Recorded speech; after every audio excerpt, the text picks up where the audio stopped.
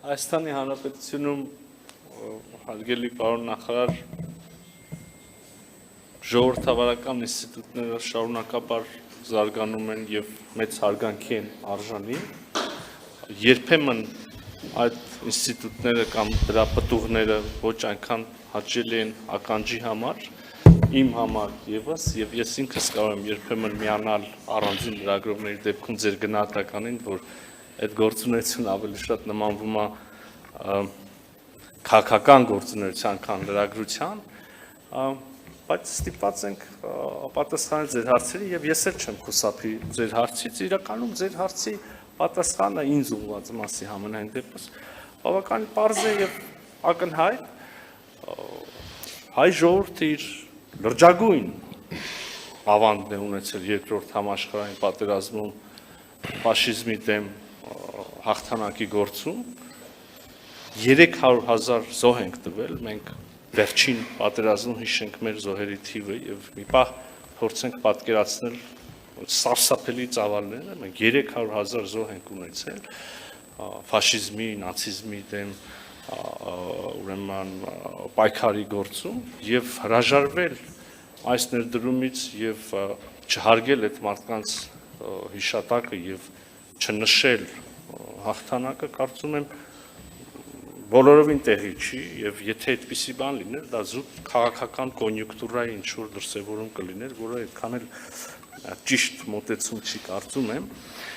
ինչ վերաբերում է ջերմ հյուրընկալմանը ես չեմ պատկերացնում որևէ հյուրընկալության այլ կերպ մենք մեր բոլոր գործընկերներին առնվազն որպես տանտեր պարտավորենք ջերմ հյուրընկալել հատկապես եւ խոսքը նաեւ մեր երկարամյա եւ դաշնակցային հարաբերություններով գործընկերությամբ կապված գործընկերների մասին ես չեմ ուզում կրկին շղթել խնդիրների առկայությունը մենք արդեն այսօր միայն այս ձևաչափում բավականին երկար կենտրոնացանք խնդիրների վրա դրանք ոչ Հայաստանն է շղթում ոչ Ռուսաստանն է շղթում տեսակ որ կան հարցեր որ մենք ուրիշ կերպ ենք ընկալում Ռուսաստանի Դաշնությունը ուրիշ կերպ է ընկալում բայց այստեղ եթե ուզում եք ավելի անկեղծ շարունակենք այս խոսակցությունը մենք բոլորս միասին ունենք երկու ընտրություն տեսականորեն հա այսինքն հիմնվել տարբերությունների վրա եւ հարաբերությունների հետագա ընթացքը ուղղել ավելի բացասական կամ հակառակը հիմնվել ընդհանուր շահերի վրա ընդհանուր հետաքրությունների վրա իհարկե փոխադարձ հարգանքի ապահովմամբ միմյանց ինքնիշխանության ինքնիշխան որոշումների հարգանքի ապահովմամբ ուղղել հարաբերությունները դրականուն մենք կարող ենք անվերջ կենտրոնանալ այդ անցյալի վրա քիչ առաջ էլ մենք որոշակի դրվագով էլի խոսեցինք անցյալի իրադարձություններից անցյալի դիրքորոշումներից բայց իմ համոզմունքը եւ ես կարող եմ ասել Հայաստանի Հանրապետության դիրքորոշումը այն է որ մեզ Ռուսաստանի Դաշնության հետ կապում են ամուր գործընկերային կապեր մենք ունենք